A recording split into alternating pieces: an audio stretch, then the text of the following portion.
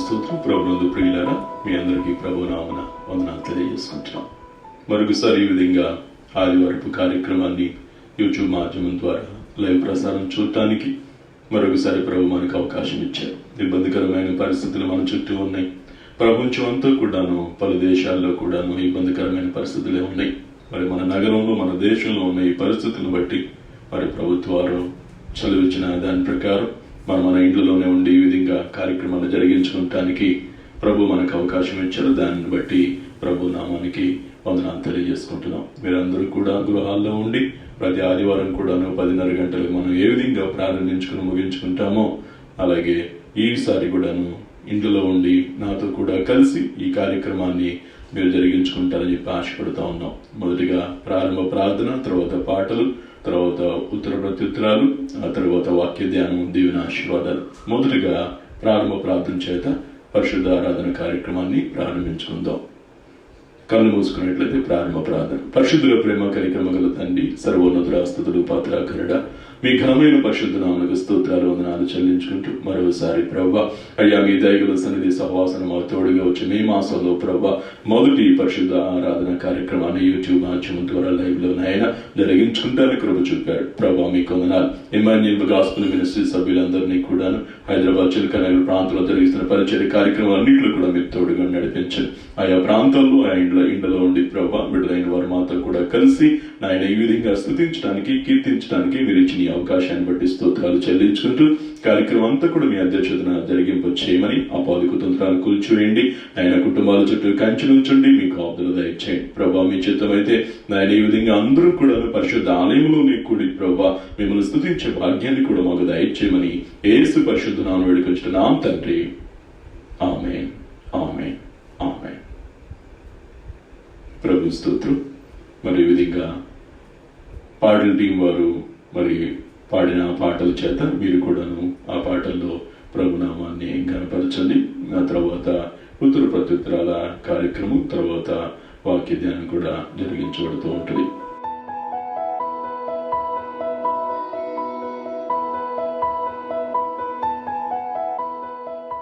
దేవుని స్తుతించుడి, ఎల్లప్పుడూ దేవుని స్తుతించుడి. దేవుని స్తుతించుడి, ఎల్లప్పుడూ దేవుని స్తుతించుడి. ఆయన పరిశుద్ధ ఆలయమందు, ఆయన పరిశుద్ధ ఆలయమందు, ఆయన సన్నిధిలో, ఆయన సన్నిధిలో ఎల్లప్పుడూ దేవుని స్తుతించుడి. దేవుని స్తుతించుడి, ఎల్లప్పుడూ దేవుని స్తుతించుడి. ఆయన బలమును ప్రసిద్ధి చేయు, ఆయన బలమును ప్రసిద్ధి చేయు. ఆకాశ విశాలమందు, ఆకాశ విశాలమందు ఎల్లప్పుడూ దేవుని స్తుతించుడి. దేవుని స్తుతించుడి, ఎల్లప్పుడూ దేవుని స్తుతించుడి. సకల ప్రాణులు యెహోవాను స్తుతించుడి, సకల ప్రాణులు యెహోవాను స్తుతించుడి. హల్లెలూయా, ఆమేన్, హల్లెలూయా, ఆమేన్. ఎల్లప్పుడూ దేవుని స్తుతించుడి, దేవుని స్తుతించుడి, ఎల్లప్పుడూ దేవుని స్తుతించుడి. హల్లెలూయా.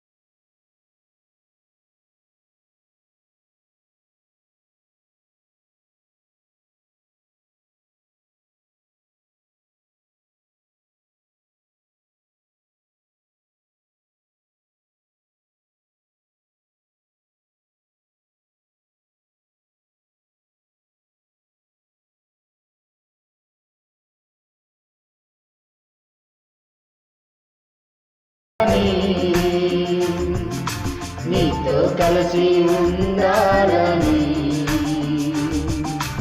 ఆశయ చిన్న ఆశయ ఓ యేసయ్య నీవే తీర్చాలయ్యా ఆశయ చిన్న ఆశయ ఓ యేసయ్య నీవే తీర్చాలయ్యా. కీర్తనల గ్రంథం 119వ అధ్యాయము 17వ వచనం నుండి 32వ వచనం వరకు ఉత్తర ప్రత్యుత్తరాలుగా చదువుకుందాం.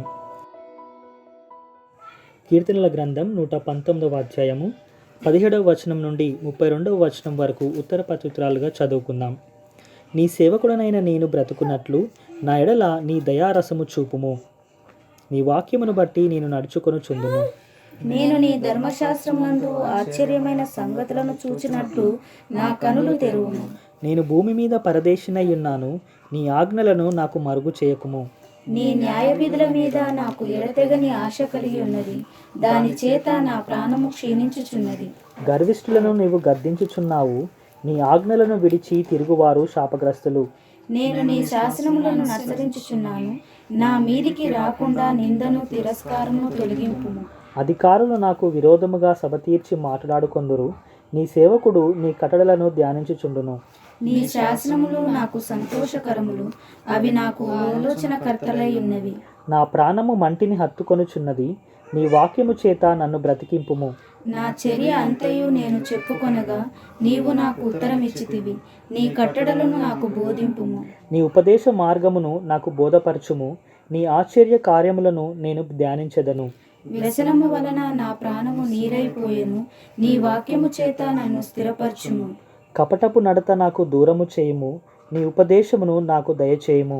సత్య మార్గమును నేను కోరుకొని ఉన్నాను, నీ న్యాయ విధులను నేను నా ఎదుట పెట్టుకుని ఉన్నాను.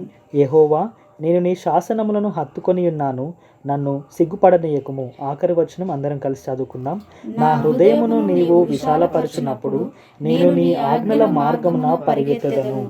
దేవుడి కొద్ది వాక్యాన్ని దీవించి ఆశీర్వదించునుగాక. ఈ సమయంలో స్తుతి ఆరాధన పాట చేత దేవుని నామాన్ని గణపరచుదాం. రండి ఆరాధించేదం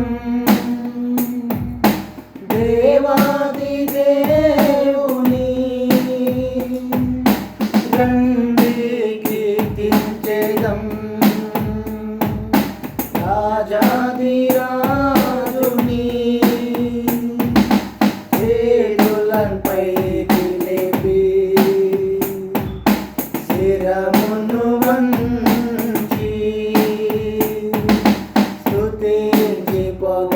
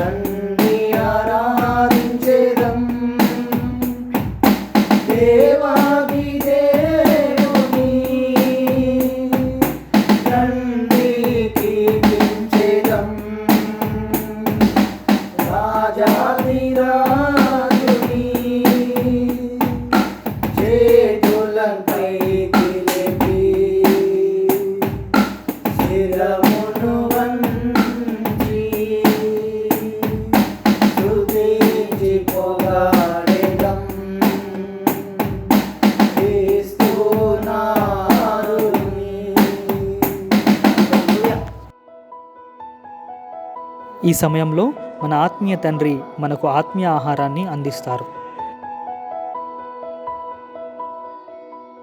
ప్రభు స్తోత్రం. మరి ఈ సమయంలో మనం వాక్య ధ్యానంలోనికి నడిపించబడదాం.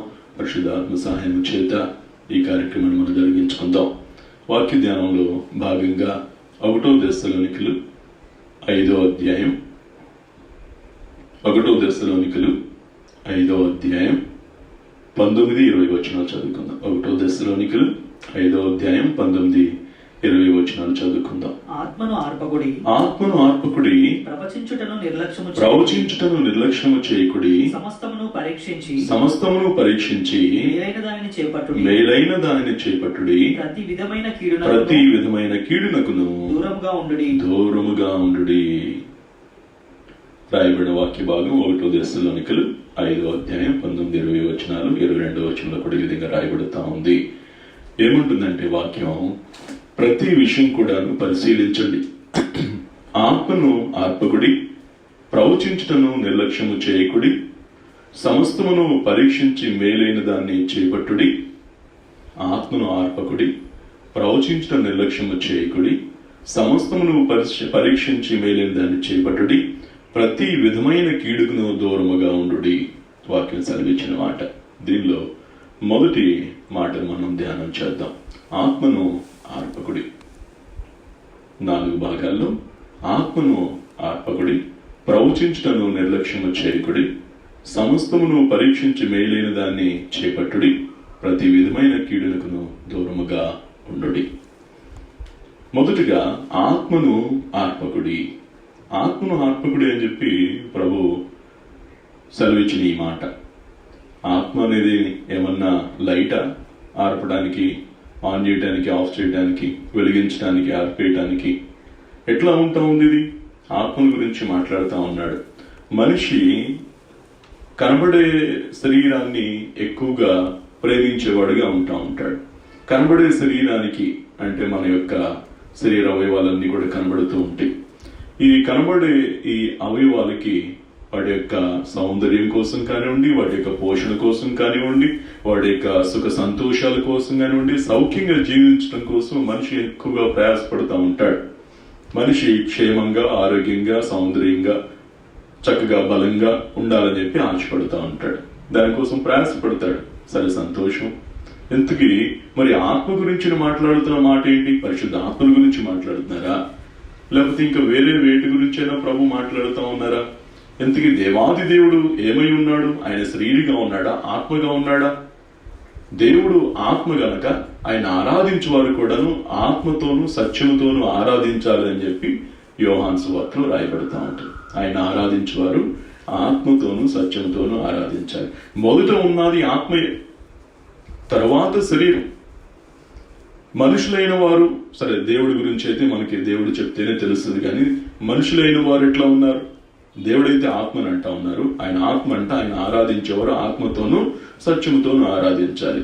ఆయన ఆరాధించడానికి దేవుడు ఆత్మ గనుక ఆయనను ఆరాధించువారు ఆత్మతోనూ సత్యముతోనూ ఆరాధించాలి. సంతోషం. ఆత్మతోనూ సత్యముతోనూ ఆరాధించమంటా ఉన్నాడు. మరి సత్యం అంటే తెలుసు మనకి, అబద్ధం ఆడకుండా ఉండటం, సత్య మార్గంలో నిలవటం, సత్యంలో ప్రతిష్ఠింపజేయబడటం, సత్యముల గురించిన అనుభవ జ్ఞానము కలిగి ఉంటాయి మనకు తెలుసు. సరే, ఇప్పుడు ఆత్మతో ఆరాధించడం ఎట్లాగా? మరి ఆత్మ ఎక్కడ ఉంటా ఉంటుంది అంటే ఆత్మ కూడాను నీలోనే ఉంటా ఉంటుంది. అదే యోహాను సువార్తలో రాయబడుతూ ఉంటుంది అన్నమాట. 4:24లో ఏమని రాయబడుతూ ఉంటుంది? దేవుడు మనకి శరీరాన్ని, ఆత్మని ఇచ్చాడు. శరీరము కేవలం నిష్ప్రయోజనం అంట, ఆత్మయే మనల్ని జీవింప చేయుచున్నదంట. శరీరము ఆత్మయే జీవింపచేయుచున్నది. శరీరము కేవలము నిష్ప్రయోజనము. నేను మీతో చెప్పియున్న మాటలు ఆత్మయు జీవమునై ఉన్నవి కానీ మీలో చాలు. నేను మీతో చెప్పిన మాటలు ఆత్మయు జీవమునై ఉన్నవి. ఆత్మతో ఆరాధించమంటా ఉన్నాడు దేవుడు. మరి ఆత్మ ఎక్కడ పెట్టావు ప్రభా అంటే ఆత్మ మీలోనే ఉందయ్యా. శరీరం జీవిస్తూ ఉండటం చూస్తూ ఉన్నాం, సంతోషం. కానీ శరీరము కంటే కూడాను కేవలం శరీరమే జీవింపజేస్తున్నా ఉంటాను, ఆత్మే జీవింపజేస్తున్నా ఉందంట. కానీ శరీరం కేవలం నిష్ప్రయోజనము. ఆత్మీయ జీవింపజేయుచున్నది కానీ శరీరము కేవలము నిష్ప్రయోజనము. మరి అయితే దీన్ని తీసేద్దామా అని చెప్పంటే ఎప్పటికప్పుడు మనం తీసేయటానికి, శరీరాన్ని తీసేయటానికి, వేసుకుంటానికి ఇదేమి కోటు కాదు, చొక్కా కాదు, డ్రెస్ కాదు. తీసివేయటం, ఉంచటం అనేది మన చేతిలో లేదు. పోనీ ఆత్మ సంబంధమైన విషయంలో కూడా మన చేతిలో ఏదైనా ఉందా అంటే ఆత్మ సంబంధమైన విషయాన్ని ఇదిగో దాన్ని కాపాడుకునే బాధ్యత, జీవింపజేసుకునే బాధ్యత, వెలిగించుకునే బాధ్యత దేవుడు ఎవరికి ఇచ్చాడు అంటే ప్రతి మనిషికి ఇచ్చాడు. సామెతల గ్రంథంలో ఒక మాట రాయబడుతూ ఉంటుంది. సామెతల గ్రంథం 20వ అధ్యాయం 27వ వచనంలో నరుని ఆత్మ యెహోవా పెట్టిన దీపము అది అంతరంగములన్నీ శోధించును. కృపాసత్యములు రాజును కాపాడును. చాలు. ఏంటంట? నరుని ఆత్మ యెహోవా పెట్టిన దీపము అది అంతరంగములన్నిటినీ కూడాను పరిశోధిస్తూ ఉంటుందంట. నరుని ఆత్మ యెహోవా పెట్టిన దీపము. ఈ ఆత్మ అనేది దేవుడు అనుగ్రహించినది, సర్వోన్నతుని యొక్క ఊపిరి. యోబు గ్రంథంలో ఈ మాట రాస్తా ఉంటాడు 32:8 వచనంలో, దేవుని ఊపిరి అయినను నరులలో ఆత్మ ఒకటి ఉన్నది. సర్వశక్తుడగు దేవుని ఊపిరి వారికి వివేచన కలుగజేయును. చాలు. ఆత్మ అనేది దేవుడు అనుగ్రహించింది, సర్వశక్తిమంతుని యొక్క ఊపిరి. దేవుడు నరుణ్ణి చేసినప్పుడు మొదటి మనుషుడైన ఆదామును చేశాడు. ఆదామును నేల మంటి నుంచి చేశాడు. ఇప్పుడు ఆయన నాసికా రంధ్రాల్లో జీవవాయువును ఊదినప్పుడు ఆయన జీవించు ఆత్మ ఆయన. అప్పటి నుంచి కూడా ఆత్మ అనేది అనుగ్రహించబడతా ఉంది. సరే, సంతోషం. మరి ఈ ఆత్మ అనేది వెలిగించబడాలని చెప్పి అంటా ఉంది. మరి దీపం అన్నాక దీపం వెలిగించుకోవాలి కదా. స్టార్టింగ్ నుంచి వెలిగించబడి ఉంటుందా? స్టార్టింగ్ నుంచి ఎప్పుడు వెలిగించబడింది, ఎప్పుడు ఆరిపోయింది? ఒకటి, శరీరము కేవలం నిష్ప్రయోజనము, ఆత్మ జీవింప చేయొచ్చున్నది వాక్యమే సెలవిచ్చింది. మరి ఈ ఆత్మ వెలగటం, ఆరిపోవటం ఎవరి చేతిలో ఉంది? ఆత్మకి వెలుగు లేకపోతే చీకటి అనే రెండు ఉంటా ఉంటాయా? ఆత్మ జీవించేదిగా, మృతమైనదిగా ఉంటా ఉంటుందా? ఈ రెండు విషయాలు కూడా నేర్చుకుందాం. ఈ యొక్క నరుడి యొక్క ఆత్మ దీపం కాబట్టి ఈ దీపం అన్నిటిని పరిశోధించాలి కాబట్టి దీన్ని వెలిగించుకోవాలి. దీపాన్ని సహజంగా వెలిగించుకోవాలి. ఒకవేళ దీపం కనుక వెలిగించబడకపోతే దానిలో ప్రయోజనం ఏముంటా ఉంటుంది? అది వెలిగించబడుతూ ఉండాలి. దాన్ని వెలిగించుకోవడానికి మనం ఏం చేస్తూ ఉండాలి? ఈ యొక్క ఆత్మ, శరీరము రెండు కూడా కలిసే ఉంటా ఉంది. మరి ఈ ఆత్మ నరుడికి ఎప్పుడు ఇవ్వబడతా ఉంది? తల్లి గర్భంలో రూపించబడ్డావు, బయటికి వచ్చావు, 1 సంవత్సరం తర్వాత ఇవ్వబడింది ఆత్మ, 2 సంవత్సరాల తర్వాత ఇవ్వబడింది ఆత్మ. ఆత్మ అనేది శరీరంతో కలిసి ఉందా, లేకపోతే వేరేగా తర్వాత ఎప్పుడైనా వచ్చి ఇదిగో మనిషి యొక్క అంతరంగంలో నివసిస్తూ ఉందా అంటే నీ తల్లి గర్భంలో ఉన్నప్పుడే నీకు అది అనుగ్రహించబడతా ఉంది. క్రీస్తు యేసు వారు పుట్టక మునుపు 6 నెలల ముందు ఎలిజబెత్ గర్భం ధరిస్తూ ఉంటది. బాప్తిస్మిచ్చి యోహాను గారు గర్భంలో ఉంటారు. తల్లి అయిన మరియా ఇదిగో దేవదూత ద్వారా తెలుపబడిన వాక్య ప్రకారం పరిశుద్ధాత్మ ఆమె గర్భం ధరించి ఇదిగో ఆమెకు ఆనువాలుగా చెప్పిన ఎలిజబెత్ గురించి ఎంక్వైరీ చేయడానికి వెళ్తుంది. యోదయ దేశంలోని కొండ ప్రాంతంలోకి వెళ్తుంది. వెళ్ళి లోపలికి ఎంటర్ అవుతుంది. ఎంటర్ అవ్వగానే ఎలిజబెత్ గారు వస్తారు. ఎలిజబెత్ తల్లి వచ్చినప్పుడు ఇదిగో తల్లి అయిన మరియా వందనం చెప్తా ఉంటుంది. లూకా సువార్త 1వ అధ్యాయం రాయబడతా ఉంటుంది. ఆమె యొక్క వందన వచనం వినగానే ఆమె యొక్క ఎలిజబెత్ అంట మరియ యొక్క వందన వచనం వినగానే అప్పటికి 6 నెలల నుంచి గర్భంలో ఎలిజబెత్ గారి యొక్క గర్భంలో ఉన్న యోహాను గారు ఆయన గంతులు వేస్తా ఉన్నాడంట సంతోషంతో. ఎప్పుడు? 6 నెలలు. 6 నెలల్లో మరి సహజంగా డాక్టర్లు తెలుసు ఏమేమి తయారవుతూ ఏమేమి తయారు కావు అన్నవి. 9 నెలలప్పుడు ఇదిగో తల్లి గర్భం నుంచి పిల్లలు బయటకు వస్తూ ఉంటారు. తల్లి గర్భం నుంచి పిల్లలు బయటకు వచ్చినప్పుడు కాళ్ళు, చేతులు, ముక్కు అవన్నీ కూడా ఉంటా ఉంటాయి. మరి అంత ముందే ఉన్నాయా అంటే ముందే 6 నెలల్లోనూ, 4 నెలల్లోనూ, 5వ నెలలోనూ ఎప్పుడో ఫామ్ అయ్యి ఉంటా ఉంటాయి. అప్పటికే ఇదిగో బాప్తిస్మిచ్చి యోహాను గారు గంతులేస్తా ఉన్నాడు. సంతోషిస్తా ఉన్నాడు. అప్పుడు ఎలిజబెత్ గారు పరిశుద్ధాత్మతో నిండిందే, ఇదిగో నా ప్రభు తల్లి నా దగ్గర, ప్రభు తల్లి అంటే ప్రభు ఆల్రెడీ ఆమె యొక్క గర్భంలో ఉన్నారు. ప్రభు తల్లి అయిన మరియా ఆమె దగ్గరికి రావడం చూసి సంతోషిస్తా ఉంది. ఇప్పుడు ఆయన లోపల ఆనందంతో సంతోషిస్తా ఉన్నాడు. ఎవరు అంటే బాప్తిసం ఇచ్చు యోహాను గారు తల్లి గర్భంలో 6 నెలల వయసులో సంతోషిస్తా ఉన్నాడు. నీకు ఇవ్వబడిన ఆత్మ అనేది ఆ శరీరము ఫామ్ అయిన దగ్గర నుంచి కూడా నీతోనే ఉంది. నువ్వు ఈ యొక్క ఆత్మ అనే దీపాన్ని జాగ్రత్తగా వెలిగించుకోవాలి. నీ అంతరంగాన్ని పరిశోధించుకుంటూ ఉండాలి, పరిశీలించుకుంటూ ఉండాలి, మేలైనది చేపట్టా ఉండాలి. సమస్తమును పరీక్షించి మేలైన దాన్ని చేపట్టుడి, ప్రతి విధమైన కీడులకు దూరముగా ఉండుడి. ఈ ఆత్మ అనేది వెలిగించబడినప్పుడు, ఆత్మ అనేది ఎట్లా వెలిగించబడతా ఉంటుంది అంటే వెలుగు దగ్గరకు వస్తే వెలిగించబడతా ఉంటుంది. సహజంగా క్యాండిల్ వెలిగించాలంటే మనం ఏం చేయాలి అంటే నొప్పు తీసుకురావాలి. క్యాండిల్ వెళ్ళటం కానీ, క్యాండిల్ దగ్గరికి నొప్పు రావటం కానీ, దాన్ని వెలిగించాలి. ఏ అగ్గిపులతో వెలిగిస్తావో, లేదంటే పేపర్తో వెలిగిస్తావో, లైటర్తో వెలిగిస్తావో, దేంతో వెలిగిస్తావో అది వెలిగించబడాలి. అంటే నొప్పు కావాలి, వెలుగు కావాలి. ఆ దేవుని దగ్గరికి వచ్చినప్పుడు ఈ ఆత్మ వెలిగించబడతా ఉంటుంది. అప్పుడు నరులకి వివేచన అనేది వస్తూ ఉంటుంది. నరులకి వివేచన వస్తూ ఉంటుంది. ఈ ఆత్మ సంబంధమైన విషయాల్ని సహజంగా లౌకిక ఆత్మ అనేది ఒకటి ఉంటా ఉంటుందంట. లోక సంబంధమైన ఆత్మ గలవారు, లోక సంబంధమైన విషయాల గురించి మాట్లాడేవారు 1 కొరింథీయులు 2వ అధ్యాయంలో 12వ వచనం, 13, 14 వచనంలో ఉంటా ఉంటుంది. ఏమని ఉంటా ఉంటుందంటే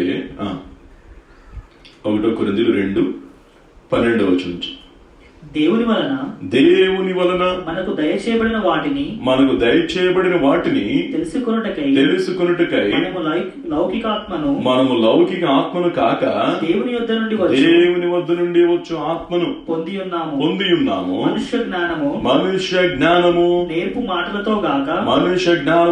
మాటలతో కాక ఆత్మ సంబంధమైన సంగతులను సంగతులతో సరిచూచుచు ఆత్మ సంబంధమైన సంగతులతో సరిచూచుచు ఆత్మ నేర్పు మాటలతో వీటిని గూర్చియే మేము బోధించుచున్నాము. ఆత్మ నేర్పు మాటలు, ఆత్మ సంబంధమైన విషయాలు, దేవుని నుండి వచ్చే ఆత్మని మనం పొందుకుని ఉన్నాం. ప్రకృతి సంబంధులైన వారు వీటిని వివేచింపలేరంట, వారికి అర్థం కాదంట, వారికి వెరితనంగా ఉందంట. ప్రభు యొక్క ఆత్మ చేత నింపబడి నడిపించబడవలసిన వారిగా ఉంటా ఉన్నాం. ప్రభు ఇచ్చే ఆత్మ, ప్రభు దగ్గర దేవుడే ఆత్మ, ఆ దేవుడిచ్చే ఆత్మ మనం పొందుకుని ఉండాలి. ఆ దేవుని యొక్క ఆత్మ కనుక మనలో ఉన్నట్లయితే అప్పుడు మన ఆత్మ ఫలాలు అనేవి ఫలిస్తూ ఉంటాం. గల్తీలకు రాసిన పత్రికలో 5వ అధ్యాయంలో చక్కగా దాని గురించి రాయబడుతూ ఉంటుంది. ఆ ఆత్మ ఫలాలు ఎవరు ఫలిస్తారు ఆత్మ లేకుండా? 25వ వచనంలో, మనము ఆత్మను అనుసరించి జీవించువారమైతిమా, ఆత్మను అనుసరించి క్రమముగా నడుచుకుందుము. మనము ఆత్మను అనుసరించి జీవించువారమైతిమా, ఆత్మను అనుసరించి క్రమంగా నడుచుకుందుము. ఈ శరీరము ఆత్మ రెండు ఒకదానికొకటి వేరుగా ఉంటా ఉంటాయి. ఒకదాని మాట ఒకటి వినునిగా ఉంటా ఉంటది. అక్కడే 15-16 వచనంలో, గలతీయులకు 5:15-16, నేను చెప్పున్నది ఏమనగా ఆత్మానుసారముగా నడుచుకునుడి, అప్పుడు మీరు శరీరేచ్ఛను నెరవేర్చరు. ఆత్మకును ఆత్మ శరీరమును విరోధముగా అపేక్షించును. ఒకదానికొకటి వ్యతిరేకముగా ఉన్నవి గనుక మీరేమి చేయ నిశ్చయించరు, వాటిని చేయకొందరు. సత్య మార్గంలో నిలవాలని చెప్పి ఉంటది, కానీ చేయలేకపోతున్నాం. నమ్మకంగా ఉండాలా, శ్రద్ధగా ఉండాలా, పరిశుద్ధంగా ఉండాలని చెప్పి ఆశ ఉంటది, ఉండాలని ఉంటది, కానీ చేయటానికి మాత్రం వల్ల కాదు. చాలా మంది డైట్ చేద్దాం అనుకుంటా ఉంటారు, సన్నగా అనుకుంటా ఉంటారు. బాయ్స్ అయితే ఇదిగో స్టామినా కోసం కండలు, 6 ప్యాక్స్ అవి ఇవి చేద్దాం అనుకుంటా ఉంటారు. కొంతమందిని చూసి మరి చేయగలడా అంటే ఉంటది, మనసులో కోరిక ఉంటది, కానీ చేయగలడా అంటే చేయలేడు. ఎందుకని చేయలేడు అంటే దాని ప్రకారం నడుచుకుంటే కదా. కూర్చొని కలల కంటే వచ్చేస్తే అన్ని రావు. దాన్ని అభ్యాసము కావాలి. అభ్యాసం అనేది అవసరంగా ఉంటా ఉంటుంది. ఆత్మ శరీరముకును, శరీరం ఆత్మకును ఒక్కదానికొకటి విరోధముగా అపేక్షించిన, ఇవి విరోధముగా ఉంటా ఉన్నాయి. శరీరము చేయాలని చెప్పి ఆశపడుతూ ఉన్నది ఆత్మ అడ్డుకుంటా ఉంటుంది. ఆత్మ చేయాలని చెప్పి అనుకున్నది శరీరం అడ్డుకుంటా ఉంటుంది. ఈ శరీరములో పాప నియమం అనేది ఒకటి ఉంటా ఉంది. ఈ ఆత్మలో జీవ నియమం అనేది ఒకటి ఉంటా ఉంది. శరీరంలో పాప నియమము, ఆత్మలో జీవ నియమము, 2 నియమాలు ఉంటా ఉన్నాయి. ఆ 2 నియమాలు మనల్ని ఆ దానిలో ఉన్న దాని ప్రకారం నడిపిస్తూ ఉంటాయి. కాబట్టి ఈ ఆత్మను మనం ఈ శరీరమును లోపరుచుకోవలసిన వారిగా ఉన్నాం. ఆత్మ చేత శరీర క్రియలను చంపివేసిన వారంగా ఉండాలని చెప్పి రోమిలకు రాసిన పత్రిక 8వ అధ్యాయంలో రాయబడుతూ ఉంటాయి. మనం దేని ప్రకారం నడుచుకుంటా ఉంటున్నామో దేవుని ఆత్మ 8వ అధ్యాయంలో 2వ వచనం ఉంటుంది. క్రీస్తు యేసునందు జీవము నుంచి ఆత్మ యొక్క నియమము పాప మరణముల నియమము నుండి నన్ను విడిపించు. 2 నియమాలు ఉంటామని. ఆత్మ యొక్క నియమము క్రీస్తు యేసునందు జీవము నుంచి ఆత్మ యొక్క నియమము. దేవుని ఆత్మచేత అందరూ నడిపింపబడుదురు, వారందరూ దేవుని కుమారులై ఉందరు. దేవుని ఆత్మచేత మనం నడిపించబడుతున్నామా, లేకపోతే దేవుని యొక్క ఆత్మచేత నడిపించబట్లేదా? దేవుని ఆత్మ పొందుకున్నావా?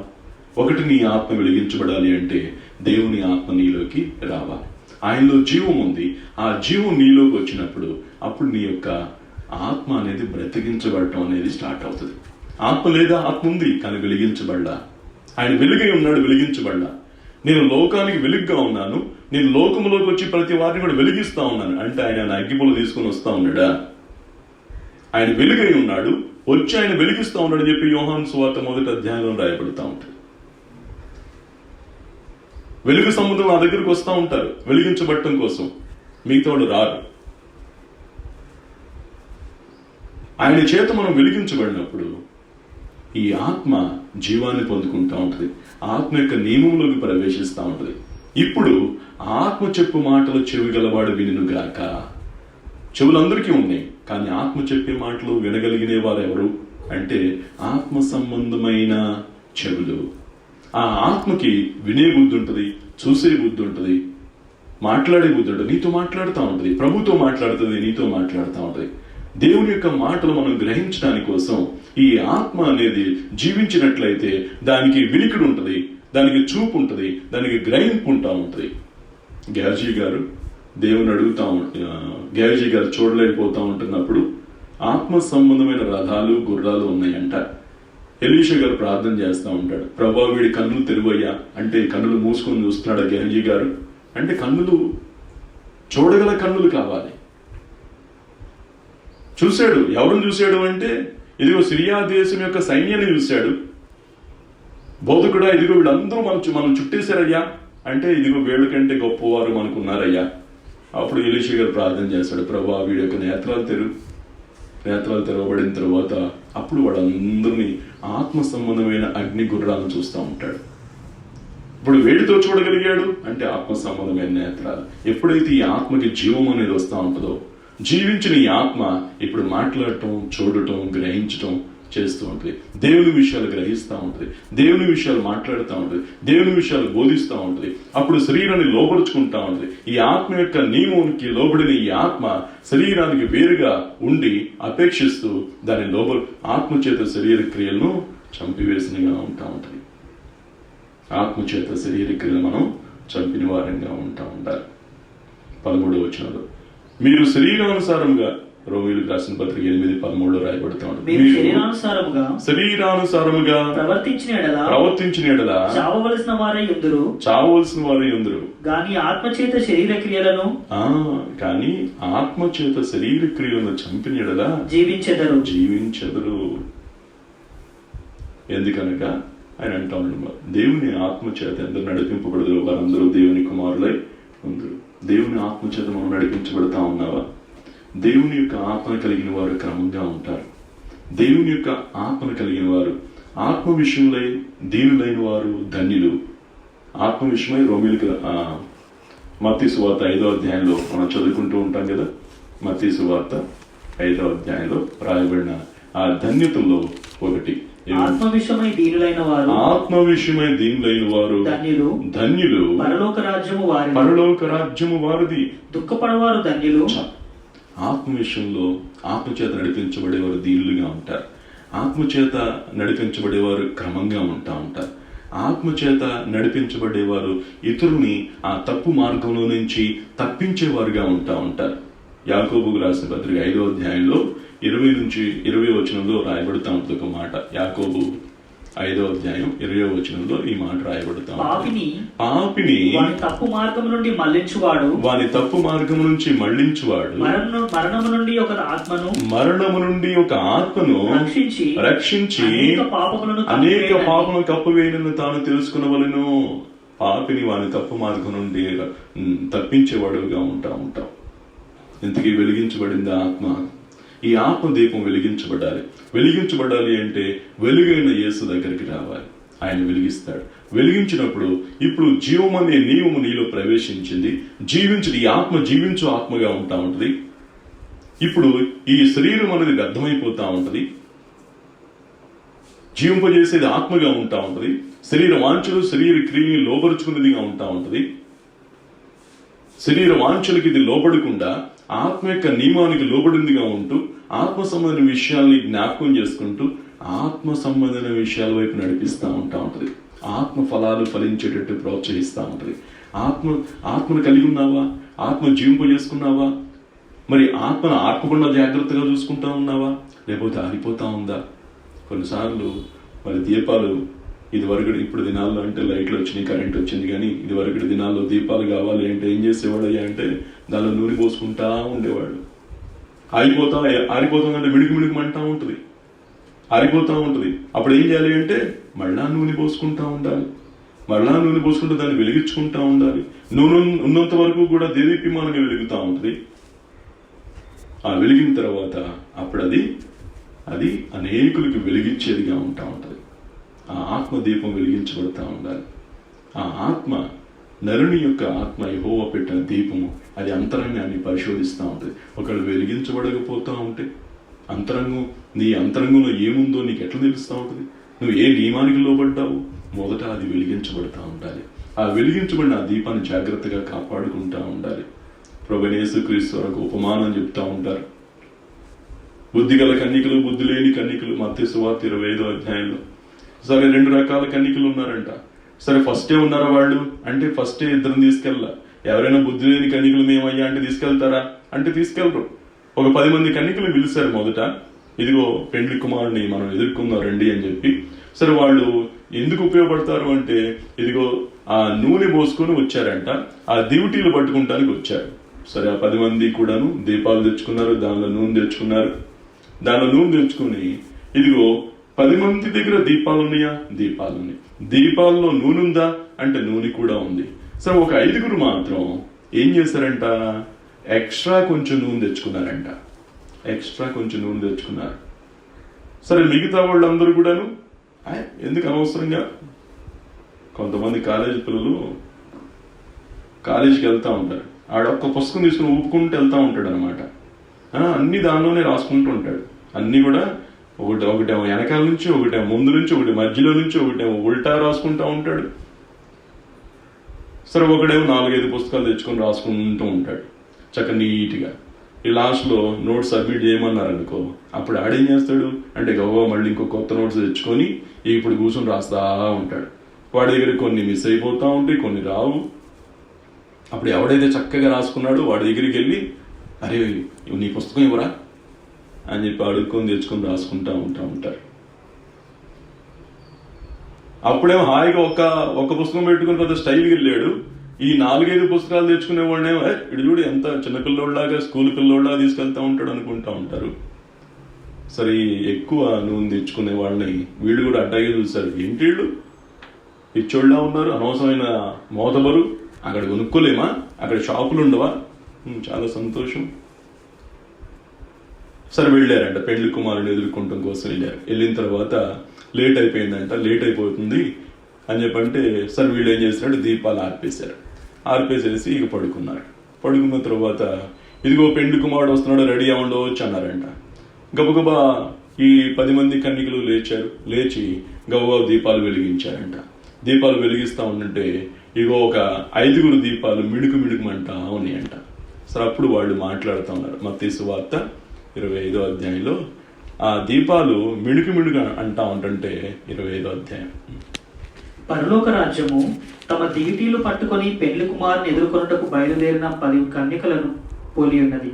10వ వచనం నుంచి 9, 10, 8, 9, 10 వచనం. బుద్ధి లేని కన్యకలు మా దివిటీలు ఆరిపోవచ్చున్నవి గనుక ఆ. మీ నూనెలో కొంచెము మాకియుడని బుద్ధిగల వారిని మీ అడిగి నూనెలో కొంచెం మాకు ఈడని బుద్ధి గల వారిని అడిగిరి. అందుకు బుద్ధిగల కన్యకలు అందుకు బుద్ధి గల కన్యకలు మాకును మీకును ఇది మాకును చాలదేమో. మీకును ఇది చాలదేమో, మీరు అమ్మవారి మీరు ఎదురు పోయి అమ్మవారి యొద్దకు పోయి కొనుక్కొనుడని చెప్పిరి. వారు వారు కొనబోచుండగా పెళ్లి కుమారుడు వచ్చెను. ఆ. అప్పుడు సిద్ధపడి ఉన్నవారు అతనితో కూడా పెళ్లి విందుకు సిద్ధపడి ఉన్న వారు అతనితో కూడా పెండ్లి విందుకు లోపలికి పోయిరి. లోపలకు పోయిరి. అతడు తలుపు వేయబడెను. ఆ. ఆ తరువాత తక్కిన కన్యకులు వచ్చి ఆ. అయ్యో అయ్యో మాకు తలుపు తీయమని అడగగా ఆ. అతడు ఆ. మేము నేను ఎరుగనని మీతో నిశ్చయముగా చెప్పుచున్నాను. 2వ వచనం చూసుకుందాం అక్కడే.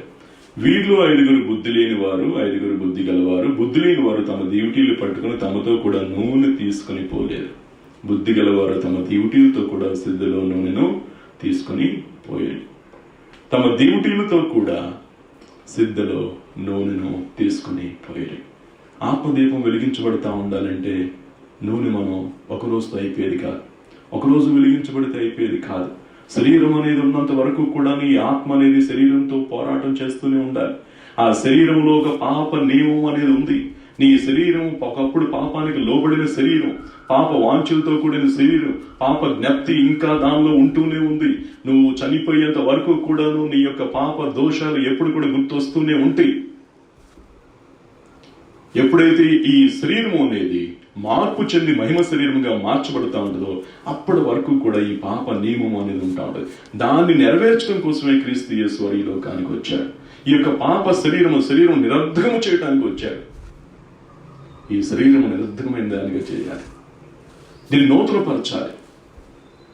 ఈ ఆత్మ సంబంధమైన నియమంలోకి మనం మార్చబడుతూ ఉండాలి. డ్యూటీలో నూనె ఉంటా ఉండాలి. ఆత్మను ఆర్పకుడి. ఆత్మ ఎప్పుడు ఆరిపోతా ఉంటుంది అంటే ఎప్పుడైతే నూనె తక్కువైపోతా ఉంటుందో, ఎప్పుడైతే భక్తి తక్కువైపోతా ఉంటుందో, ఎప్పుడైతే శ్రద్ధ తక్కువైపోతా ఉంటుందో, ఎప్పుడైతే క్రమం తక్కువైపోతా ఉంటుందో, ఎప్పుడైతే ప్రార్థన తక్కువైపోతా ఉంటుంది, అప్పుడు ఈ యొక్క భక్తి అనేది తగ్గిపోతా ఉంటుంది. ఆత్మ అనేది ఆరిపోతా ఉంటుంది. ఆత్మను ఆర్పకూడదు, వాక్యం సెలవిస్తాం. దాన్ని వెలిగించుకుంటూ ఉండాలి. ఆత్మలో బలం పొందుకుంటూ ఉండాలి. ఆత్మలో మనం ఎప్పుడు కూడా నియమ నిష్టలు కలిగి ఉంటా ఉండాలి. రక్షణ పొందినప్పుడు ఒక నియమం, రక్షణ పొందేసిన 10 సంవత్సరాల తర్వాత ఒక నియమంలోకి వెళ్ళిపోకూడదు మనం. అప్పుడు ఒకే నియమం, ఇప్పుడు ఒకే నియమం, అప్పుడు ఒకే భక్తి, ఇప్పుడు ఒకే భక్తి. కొత్తలో బాగా హుషారుగా ఉంటా ఉంటుంది, ఎక్కువ భక్తి చేసిన వారిగా ఉంటా ఉంటారు. తర్వాత నెమ్మదిగా తగ్గిపోతా ఉంటాం. మేము చేసేవరా, అప్పుడు చాలా భక్తి చేసాం, ఇప్పుడు పరిగెత్తా ఉన్నాం 10:30 కూడా అంటే 10:20కే పరిగెత్తుతున్నాం. భక్తి చేయటం విషయంలో శ్రద్ధ కలిగి ఉంటా ఉండాలి. అశ్రద్ధ పనికి రాదు. ప్రభు పని విషయంలో అశ్రద్ధ పనికి రాదు. ఆ పాప నియమం అనేది నీ అవయవాల్లో ఉంది.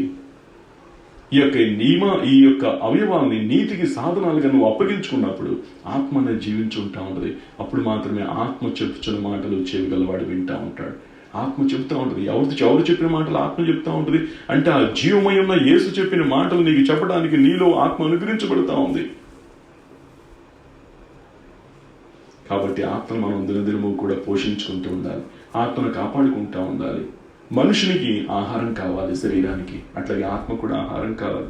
ఆ ఆహారం ఎవరంటే జీవాహారము, నేనే జీవాన్నిచ్చే ఆహారం. అది మనిషి యొక్క ప్రాణాన్ని తృప్తిపరిచే శరీర సంబంధమైన ఆహారం మనం వండుకునే భోజన పదార్థాలు అయితే, మనుషుడు రొట్టె వల్ల మాత్రం జీవించడు కానీ దేవుని నోటి నుంచి వచ్చు ప్రతి మాట వల్ల జీవించను అని చెప్పి వాక్యం సెలవిచ్చిన మాట అర్థం ఏంటయ్యా అంటే, ఆత్మ జీవించటానికి జీవాహారం కావాలి. అది ప్రభువైన యేసు.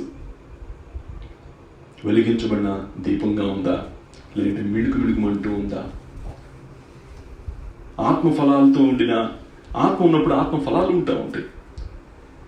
ఏమైనా లెక్కేసుకుని నీ యొక్క ఆత్మ ఫలాలు ఎన్ని ఉన్నాయో, ఆత్మ ఫలములు ఏమనగా అని చెప్పి గలతీలు రాసిన పత్రిక 5వ అధ్యాయంలో రాయబడుతూ ఉంటుంది. ఆ ఆత్మ ఫలాల్లో ఒకసారి చదువుకొని ముగించుకుందాం. ఆత్మ ఫలములు ఏమనగా 5వ అధ్యాయం గలతీలకు రాసిన పత్రిక 5వ అధ్యాయం. అయితే చదువుతున్నా.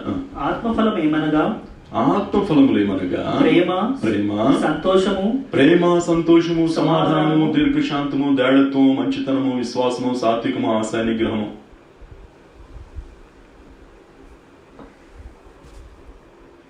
ఎన్నుండి లెక్కేసుకుందాం. ఏమేమి ఉన్నాయి లెక్కేసుకుందాం.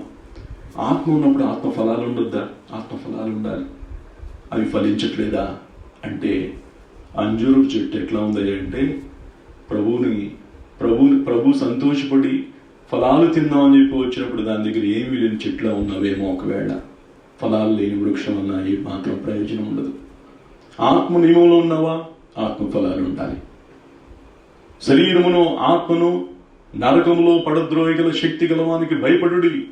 శరీరము ఇదిగో ఎవరైతే ఆత్మ వెలిగించబడదో అతని యొక్క ఆత్మ గాని అతని యొక్క శరీరం గాని రెండూ కూడాను నరకంలో ఉంటా ఉంటాయి. మీరు ఎవరికి భయపడవలనగా శరీరమును ఆత్మను నరకములో పడద్రోయగల శక్తి గలవానికి భయపడని చెప్పి వాక్యం మత్తయి సువార్తలో సెలవిస్తూ ఉంటది.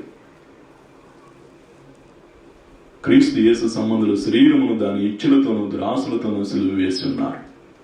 శరీరాన్ని సిలువ వేయబడిన శరీరంగా ఉంటా ఉన్నారు. క్రీస్తు యేసు సంబంధివా? ఆత్మ సంబంధివా? క్రీస్తు యేసు యొక్క ఆత్మచేత నడిపించబడే వ్యక్తిగా ఉన్నావా? నీ ఆత్మ జీవాన్ని పొందుకుందా? చాలా సంతోషం, చాలా సంతోషం. ఈ ఆత్మ చేత నువ్వు నడిపించబడుతున్నట్లయితే క్రీస్తు యేసు పోలికలకు వస్తావు. క్రీస్తు యేసు సంబంధులు ఆయన శరీరాన్ని, వారి యొక్క శరీరాన్ని దాని దురాశలతో కూడా సిలువ కొట్టున్నారు. ఆత్మను ఆర్పకుడి, ఆత్మ ఆర్పొద్దని చెప్పి వాక్యం సెలవిస్తూ ఉంది. వాక్యం వింటా ఉన్నాం, చాలా సంతోషం. భక్తి అనేది నేర్చుకునే దానికంటే ఎక్కువగా ప్రాక్టీస్ చేసేది, అభ్యాసం చేసేది. ఆ అభ్యాసం అనేది మనకు కావాలి. భక్తిలో అభ్యాసం కనుక లేకపోతే ఒట్టి విలువారుగా మాత్రం ఉంటే దాని ప్రయోజనం లేదు. గత వారం మనం చదువుకున్నాం. అద్దంలో చూసి అటువైపు పక్కన వెళ్ళిపోయి తన యొక్క ముఖాన్ని ఏ విధంగా మర్చిపోతూ ఉంటారో వాక్య ప్రకారం నడుచుకుని వారు కూడా అట్లాగే ఉంటా ఉంటారంట. ఆత్మను ఆర్పకుడి, ఆత్మను వెలిగించుకోవాలి. మొదట ఆ వెలిగించుకున్న దీపాన్ని మనం జాగ్రత్తగా కాపాడుకోవాలి. అది మిడుకు మంట ఉంది అంటానికి కారణం ఏంటయ్యా అంటే దానిలో దీపంలో ఆ యొక్క నూనె లేకుండా పోతా ఉంది. ఆ బుద్ధి లేని కన్నికలు నూనె తీసుకోలేదు. బుద్ధి గల కన్నికలు ఇదిగో ఆ యొక్క దీపాలతో కూడాను సిద్ధిలో నూనెను తీసుకుని వెళ్ళిన వారిగా ఉంటా ఉన్నారు. ఎప్పుడైతే ప్రభు రాకడ సమయంలో ఇదిగో సిద్ధిలో నూనె లేకుండా ఆత్మ మిడుకు అంటా ఉంటుందో అప్పుడు పరలోక రాజ్యంలోనికి నువ్వు వెళ్ళలేని వ్యక్తిగా ఉంటావు. ఇంత భక్తి చేసి పరలోక రాజ్యాన్ని మనం పొందుకోకపోతే ఆ భక్తి వల్ల ప్రయోజనం ఏముంటా ఉంటుంది? మనందరం కూడా పరలోక రాజ్యంలో ఉండాలని ప్రభు ఆశపడుతూ ఉన్నాడు. ప్రభు ఈ కొద్ది మాట మన హృదయాలకి దీవించిన గాక. ప్రార్థించుకుందాం. మనందరం కూడా తలలు వంచి చిన్న ప్రార్థన చేసుకొని ముగించుకుందాం. పరమ తండ్రి, పరిశుద్ధుడా, దయగల తండ్రి, మహోన్నతుడా, సర్వాధికారి, శక్తిమంతుడా, మీ పరిశుద్ధ నామకే స్తోత్రాలు చెల్లించుకుంటున్నాను. మమ్మల్ని ప్రేమించి మా కోసం సిద్ధపరిచిన సమయాన్ని బట్టి దినాన్ని బట్టి స్తోత్రాలు ప్రభా. అయ్యా, మే మాసంలో 3వ దినంలో ప్రవేశపెట్టి ఆదివార కార్యక్రమాన్ని ప్రభు మీ నామంలో ఘనంగా జరిగించుకుంటానికి కృప చూపుతున్నావు ప్రభా. అయ్యా, మరెక్కువగా ప్రభా ఆలయంలో కూడి ప్రభు జరిపించుకునే భాగ్యాన్ని కూడా దయచేయండి. ఈ యొక్క వైరస్ యొక్క బలాన్ని కొట్టివేయండి ప్రభా. ఆ సమస్యను తొలగించివేయండి ప్రభా. జీవమగరేసు పరిశుద్ధ నామంలో ప్రభు సంఘంలో విమోచన విడుదల ప్రకటిస్తూ ప్రభా సంఘం చుట్టూ మీ కంచి నుంచుండు ప్రభా. దీనికోసం ప్రయాసపడుతున్న బిడ్డలు మీరు దీవించండు ప్రభా. టీమ్స్ చుట్టూ వారి కుటుంబాల చుట్టూ మీ కంచి నుంచుండు ప్రభా. మీ దయగల సన్నిధి సంచారం సహవాసముగా అనుభవించడానికి సాయంలో దయచేయండి. ఆలయం చుట్టూనైనా మా కుటుంబాల చుట్టూనైనా మీ కంచి కాపుతో దయచేయండి ప్రభా. మా పిల్లలు ప్రభు, వృద్ధులున్నాయా, బాలులున్నాయా, అయ్యా యవనస్తులు ప్రభు, బాలికలు ప్రతి ఒక్కరు కూడా దీవించబడ్డాగిన, కాపాడబడ్డాగిన సాయంలో దయచేయండి. మీరు ఇచ్చిన ఈ సమయాన్ని బట్టి స్తోత్రాలు చెల్లించుకుంటూ నిశ్చితమైతే మరొకసారి ఈ విధంగా ప్రభా మీ దయగల సందులో కూడుకునే భాగ్యాన్ని కూడా మాకు అనుగ్రహించమని యేసు పరిశుద్ధ నామములో వేడుకొంచుతున్నాం తండ్రి. ఆమేన్. ప్రభు యేసు రక్తమునకే జయం, ప్రభు యేసు నామమునకే జయం, ప్రభు యేసు రక్తమునకు సంపూర్ణమైన విజయం, అపవాది క్రియలకు అనంత కోటి నాశం. తండ్రి మీ కార్యాలకు నిరంతరము జయం జయం జయము తండ్రి. ఆమేన్. తండ్రి అయిన దేవుని ప్రేమ, కుమారుడైన యేసుక్రీస్తు యొక్క కృప, పరిశుద్ధాత్మ అన్యోన్య సహవాసం యూట్యూబ్ లైవ్ లో వింటున్న ప్రతి ఒక్క బిడ్డకి సదా తోడు నీడే నడిపించిన గాక. ఆమేన్. ఆమేన్. ఆమేన్. ప్రభు స్తుతులు. మీ అందరికీ వందనాలు. ఈ విధంగా ఈ కార్యక్రమాన్ని 10:30 గంటల నుంచి మీరు చూస్తున్నారని చెప్పి మేము ఆశపడతా ఉన్నాం. మా కోసం మీరు ప్రార్థిస్తున్నందుకు వందనాలు. మీ అందరి కోసం కూడా మేము ప్రార్థిస్తూ ఉన్నాం. అట్లాగే ప్రభు చిత్తమైతే అందరూ కూడాను ఆలయంలో ఈ కార్యక్రమాన్ని జరిగించుకోవాలని చెప్పి మరొకసారి మీ అందరి ప్రార్థనలో జ్ఞాపకం చేసుకునండి. మనందరం కూడా త్వరగా కలిసి ఆ సమయం కోసం మనం ఎదురు చూస్తూ ఈ కార్యక్రమాన్ని జరిగిస్తున్న యవనస్తుల బిడ్డలు దేవుడు దీవించలాగా మీరు ప్రార్థించండి. ప్రభునామములో మీ అందరికీ వందనాలు. God bless you.